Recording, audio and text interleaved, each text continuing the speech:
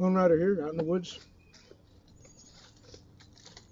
and I wanted to talk about fixed gears. Now, these are subject to a lot of misunderstanding by many people.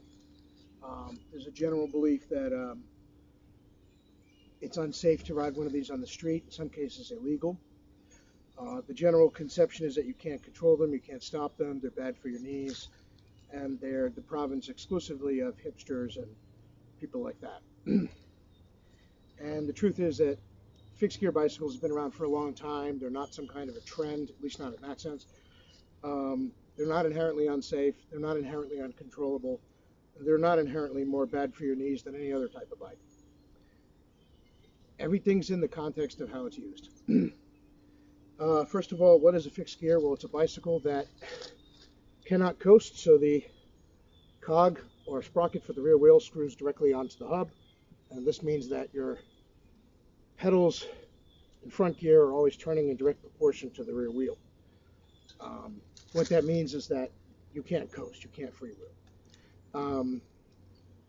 It also gives you a lot more direct control in terms of you don't necessarily have to hit the brakes in the traditional sense of a rim brake actuated by a lever.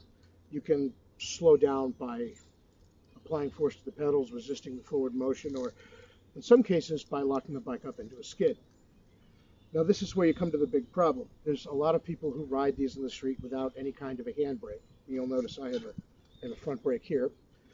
And a lot of these people can't always control their bikes. So the stereotypical thing is some guy thinks it's cool, he goes out and buys one, takes the brake off, or if it didn't come with a brake because it was sold as velodrome only, and then starts riding it, let's say in downtown Manhattan or LA, and creams a bus or gets creamed by a bus, depending. And that's given people the impression that these are inherently unsafe. Well, if we take the handbrake off, you only have your resistance braking to rely on. And I'm not going to sit in judgment of other people. I will say I run a handbrake. I have tried riding without it. It's exhilarating, but then again, so is skydiving. I've also tried that, which is fun. But here's the thing. Skydiving, you have proper safety equipment. You usually have an instructor. If it's your first time, you have to have an instructor. And a lot of times the instructor actually jumps with you, a tandem skydive. That's what I did. If I were to just get a parachute, go out on a plane and jump out by myself my first time, no, that would be incredibly stupid. So for a novice cyclist to ride a brakeless, so-called brakeless track bike, a track bike that doesn't have a handbrake, or a fixed gear that doesn't have a handbrake, whether it's a track bike or a road frame or whatever, yeah, that's foolish, in my opinion. However, there are people who can do it. The thing you have to remember, of course, is that resistance braking or skid stopping is always going to be less effective and less efficient than a specifically designed brake. So I'm not going to sit in judgment of people who do or don't. I'll just say know your own laws, obey your laws, and more importantly than the law, obey some semblance of common sense. Not everything that's not illegal, i.e. legal, is smart. And certainly not everything that's not illegal is smart in every context or every situation. So, that's all I'm going to say about that. But obviously the misuse of bikes without handbrakes and that have a fixed gear drivetrain has given rise to the myth of, well, you can't stop. And cyclists who were really eagerly awaiting the next bike movie, because there's only a few, Breaking Away, Quicksilver, American Flyers, and then the fourth one that just came out, Premium Rush, a few years ago.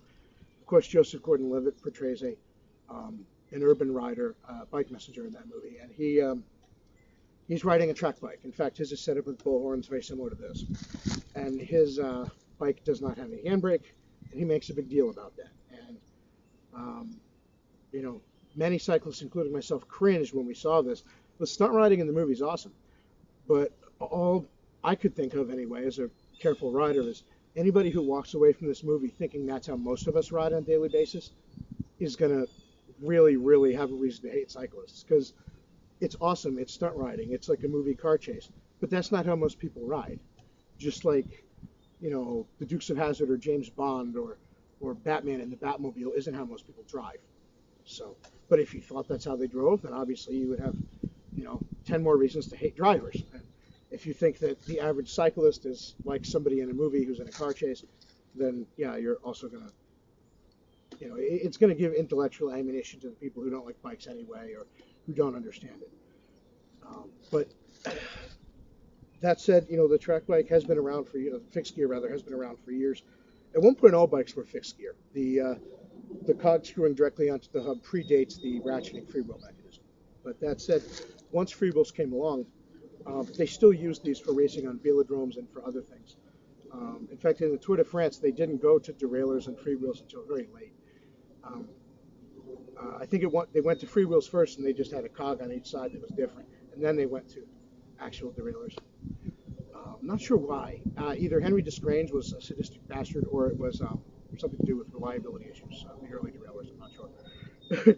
Well, I think we can all agree that Henry Desgrange was a sadistic bastard regardless, but there you go. That said, the modern impression of the fixed gear is usually of urban or city riders, and of course, in a hectic city environment, any screw up is going to be 10 times worse because, the cars might be going slower, but there's a lot more of them, and there's a lot more other variables all around you, people walking, other people on bikes, etc. So, the stereotypical fixed gear rider, people think of a bike messenger or somebody, riding in New York City or someplace like that. The truth is, a lot of us use them in the off season for riding. There's a long tradition of riding on a fixed gear bike in the fall and winter months. Most of us ride them. Who ride them also use them for around town use. They're obviously not as suited to long rides, although you can do it. I think the longest ride I ever did on a fixed gear was a 40-mile rural ride through back roads here in New Jersey that had some hills. I've also taken it back when I did the 5-borough bike tour, before that turned into a circus. I think I did all my 5-borough bike tours on fixed gears. And the fixed gear refers exclusively to the drivetrain. So you can have a fixed gear mountain bike, a road bike that's converted to fixed gear using a road frame. Generally speaking, you have to have some way to tension the chain. So it helps if you have horizontal dropouts or track ends like on this, where it's rear facing. But basically, you could have fixed gear road bikes and actual track bikes. And the difference, of course, is the track bike is for riding on the velodrome, or that's what it's initially designed for. But a lot of them make good fixed gears for the pavement within reason. The thing to note is a lot of higher end track bikes don't have a fork crown that's drilled for installing a brake, so you'll notice that goes through and there's a bolt there. A lot of the higher end track bikes don't have that, so if you want to run one on the street and you want to mount a handbrake, which I would advise, you're going to have to probably replace the fork. This bike actually came drilled for front and rear brakes. There's a hole there in the back on the brake bridge, and obviously there's a brake in the mount in the front. Lower end track bikes tend to come at least with a hole drilled for the front, and many of them come with a hole drilled for the back now, because people kind of understand at this point that folks are going to be buying them for riding around town and other street use. This is a Raleigh Rush Hour. It's an inexpensive one made of steel. It's not very light. Basically, I built it up from the frame, which I got secondhand. So the cranks are mine, the headset's mine. These used to be road bars that I cut and chopped. The wheel set's mismatched. There's nothing on here that's stock except for the seat post, essentially. But you could buy a decent one for a lot less than you could buy a decent road bike because, there's less to it. So a lot of people fall into the trap of thinking, well, I want to get my first road bike. I'll just get a fixed gear. And of course, it's not going to ride like a road bike. You can't freewheel. There's no gears. I commuted on a fixed gear for over a year. I still use one occasionally. I'm out here on it. They're pretty damn cool. But it's different than riding a regular geared bike. You have to be more careful of your speed. With the handbrake, obviously that helps. But you still, if you just stop pedaling, the bike will give you a boost because the pedals are locked. The drivetrain is constantly moving. So, people had fallen on them and so forth. Like anything else, you just got to use common sense. Colt 1911 could be dangerous in the wrong hands. It doesn't mean we should get rid of them. I think 1911s are awesome. But yeah, if you don't know how to use one, especially an earlier one that doesn't have the firing pin block thing, and you throw it around or whatever, and boom, it goes off. Yeah, you got a negligent discharge.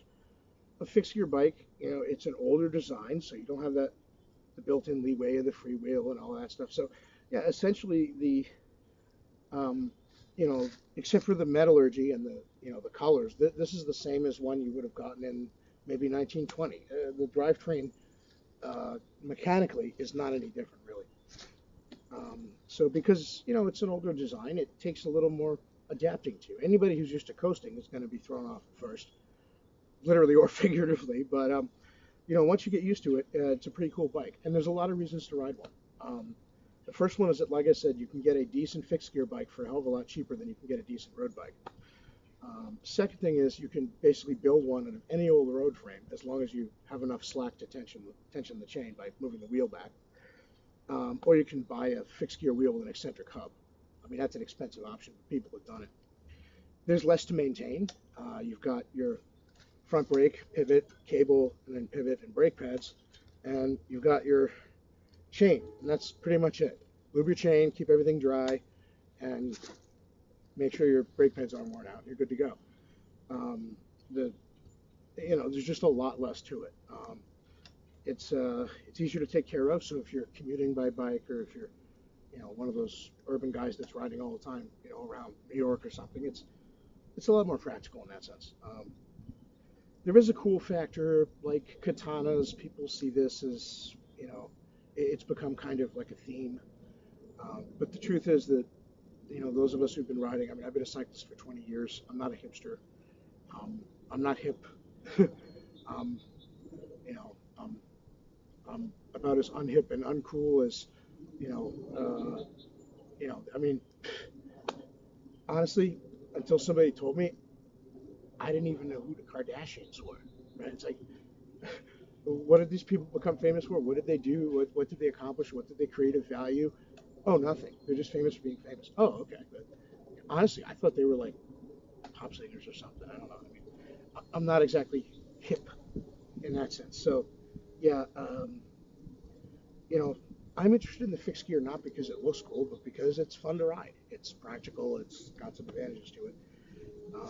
The fact that they are popular with the young and hip crowd, though, does, again, give rise to some mishaps and some misperceptions. And again, if everybody thinks that you're out riding the way that hipster's riding, yeah, of course they're not going to like fixed gear bikes. But come on, I mean, um,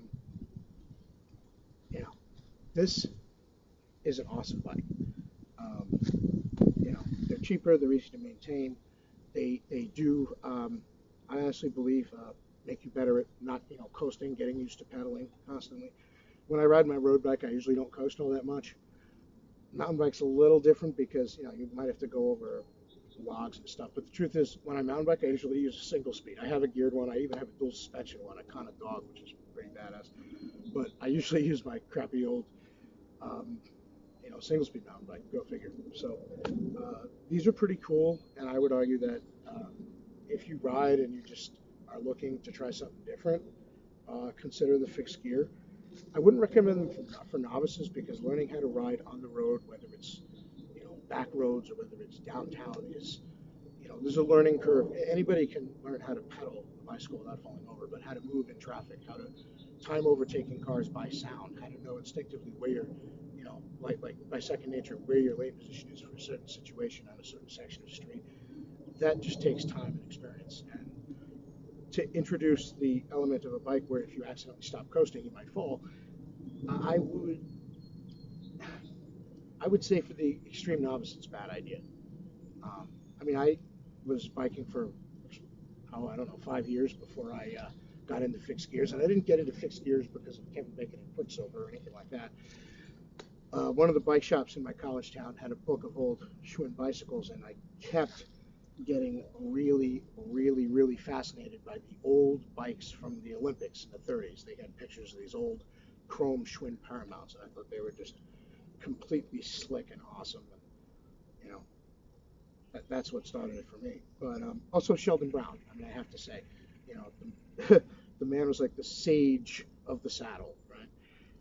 R.I.P. man, R.I.P. But yeah, if you're considering a fixed gear, give it a try. And if you're one of those haters who's like, oh, fixed gears are for hipsters and they fucking suck. Excuse my French. Did I say that out loud? Yeah. Well, if you're one of those people who thinks that fixed gears are for hipsters and they bleep and suck, at least give it a try. You know, I mean, you might actually find out you think they're pretty fun. So there you go, Lone Rider, and that's my take on fixed gears. Um, and this one is a pretty mediocre gear. Note on gearing, I think it's got like an 18 or a 17 in the back, maybe an 18, and then the front one's like a 42. I've ridden a variety of gears. I've ridden everything from 52 16 to 42 16 to when I used to commute, I think I had a 42 17. But I've also ridden low gears like 42 18, stuff like that. It depends what you want to do with it. My problem is around here, there's pretty much wherever you go outside of town, there's some kind of a hill. So I my gearing's all compromised. It's not really all that fast. I mean, I cruise at maybe, you know, 16, 17, 18 miles an hour on my fix. I don't usually go faster than that. I mean, it's just because you end up spinning really fast. Obviously, if you live in a flatter area, that's better. And of course, you know the obligatory warning about your knees. People always talk about how it's bad for your knee. You know, jogging's bad for your knees too if you do it wrong, right? Um, Use some common sense. I mean, when I was a kid, I rode up a bunch of crazy hills. There's this one local climb called 13 Bumps. I remember I did it in 7 minutes and 22 seconds.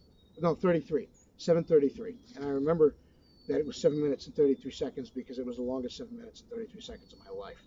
Not only was I was riding 42.15, but the bike had steel Nitto track bars, so they had a really low drop. There was really no place to grab them right.